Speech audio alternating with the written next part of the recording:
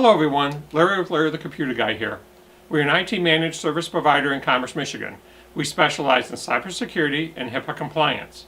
Today's security tip. Should you allow guests to access your Wi-Fi network? Do you have guest access on your company Wi-Fi network? Or do you simply give out the same password that your employees use? If you give out your password, you're opening the door for someone to come in and steal private information, infect your private computers, and even steal customer credit card data.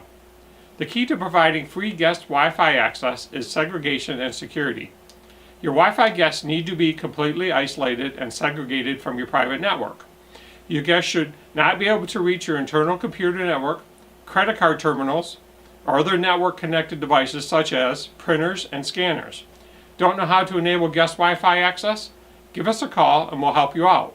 Please click on the subscribe button located here. Please give us a thumbs up and leave your comments below. Please follow the government's recommendation on social gatherings. Stay safe out there.